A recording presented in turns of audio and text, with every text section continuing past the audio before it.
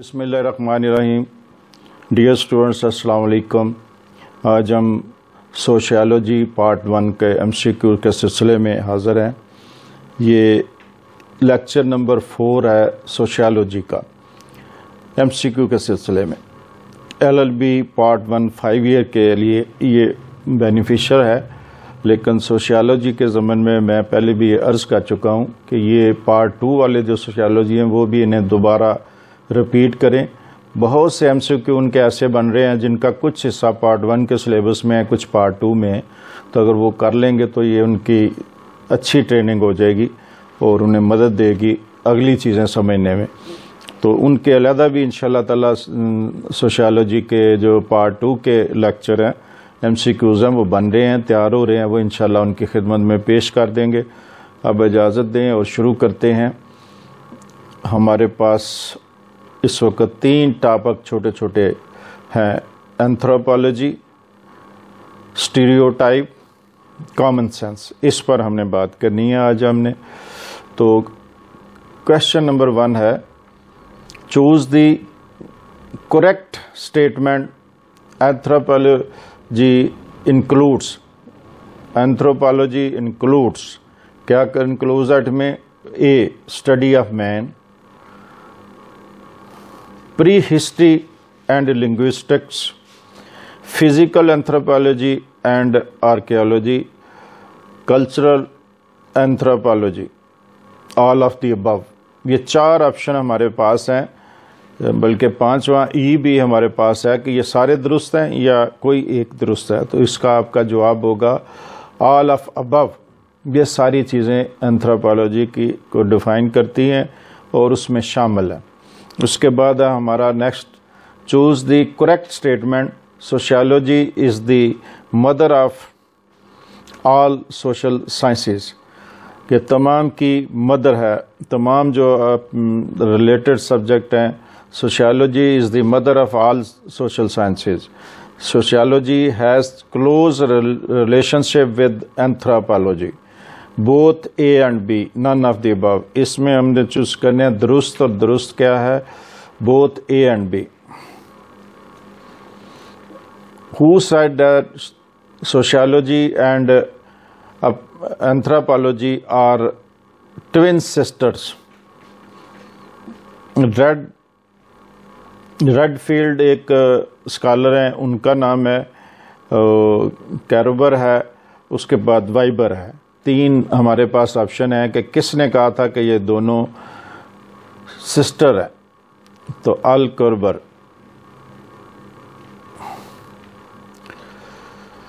Is it correct that anthropology is derived from Greek word anthropos which means man, and logos which means study?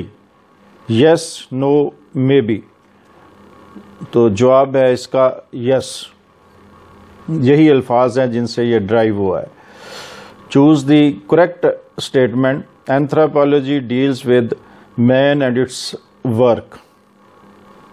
Anthropology study the biological and cultural development of man. ये option है हमारे पास। Field of study of anthropology is not wide, all of this, none of this. तो इसमें दुरुस्त statement का इंतखाब करना है कि ये कौन सी है। तो ऑल ऑफ दिस दुरुस्त हैं, सारी चीज़ें एंथ्रोपोलॉजी से रिलेटेड हैं। पहला क्या है? Studies the anthropology deals with man and its work, कि उसके आदमी के बारे में और उसके काम के बारे में स्टडी करते हैं, बिल्कुल दुरुस्त है। उसके बाद study the biological and cultural development of man, ये भी उसका हिस्सा है। Study of anthropology is not wide, हाँ ये उतना वाइड नहीं है जितनी सोशियोलॉजी है। तो ऑल ऑफ दिस दुरुस्त है। Which of the following comes under division of anthropology? कौन से जो डिवीजन में आते हैं? Social anthropology, physical anthropology, archaeology, all of this, only A and B. तो जवाब आपका है ऑल ऑफ दिस। उसके बाद है फिजिकल एंथ्रोपोलॉजी स्टडीज़। क्या करती है physical anthropology? Bodily characteristics of early man to understand primitive as well as modern cultures। दूसरा क्या है? Pre history period. तो सी है हमारे पास behaviour of man is social institution, all of these. तो इसमें भी हमारा जवाब है bodily characteristics of early man to understand primitive as well as modern cultures. Next, question number 8, anthropology studies bodily characteristics of early man to understand primitive as well as modern cultures। तो pre history period है, behaviour of man in social institution, all of these. Option सारे पुराने हैं लेकिन archaeology का सवाल है, तो फिजिकल प्री हिस्ट्री पीरियड जो है इसका जवाब है। आर्कियोलॉजी के पुरानी प्री हिस्ट्री पीरियड जो है उसको आर्कियोलॉजी स्टडी करती है। Social anthropology studies bodily characteristics of early man to understand primitive as well as modern culture.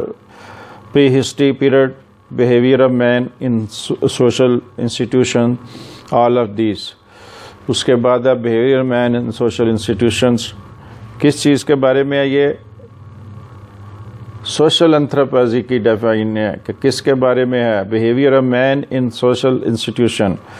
उसके बाद है question number 10, mark the correct statement. अब ये सारे वो हैं जो सब्जेक्टिव बच्चे करेंगे इन केस सब्जेक्टिव पेपर आ जाता है। तो ये जो स्टेटमेंट मैंने दिए ये सारी की सारी उन्होंने इस्तेमाल करनी है।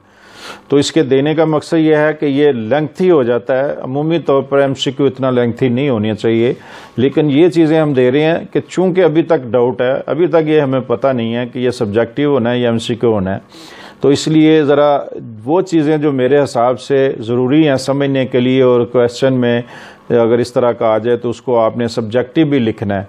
तो इस तरह बार बार करने से आपको ये स्टेटमेंट याद हो जाएंगी।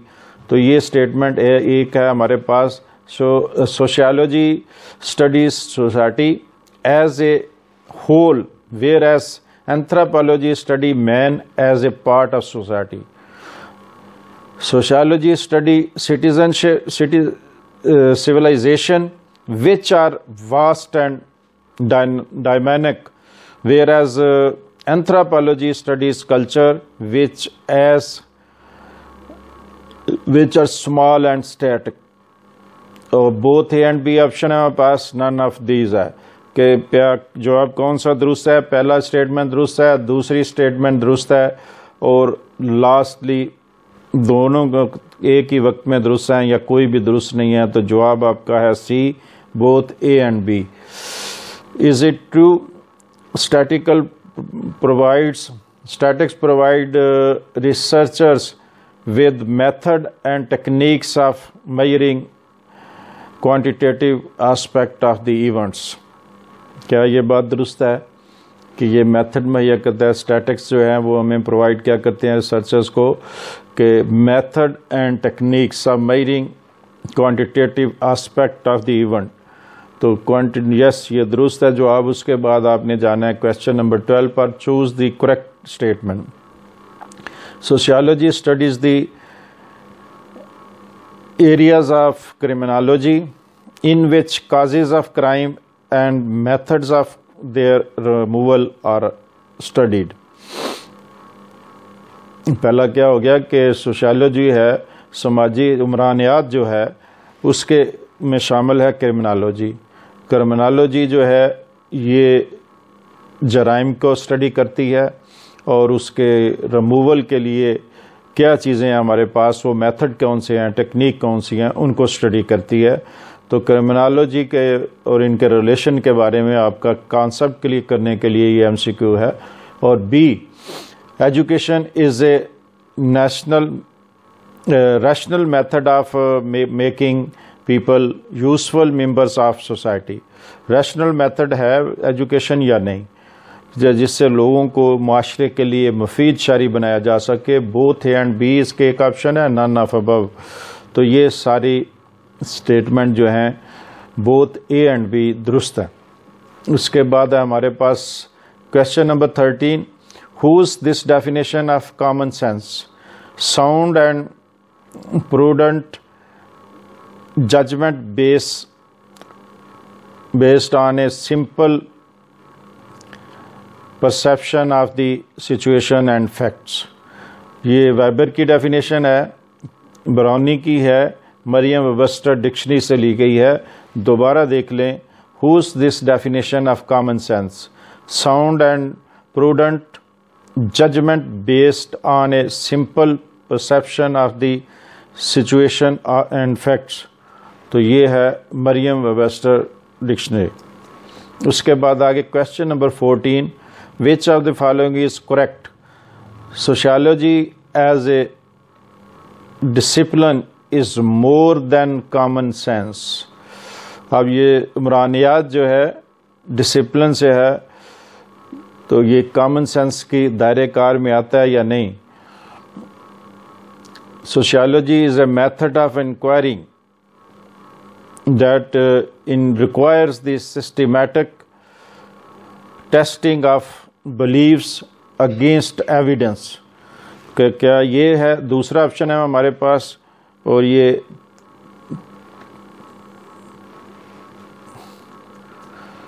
और तीसरा है हमारे पास option both A and B, और लास्ट है नन ऑफ दिस।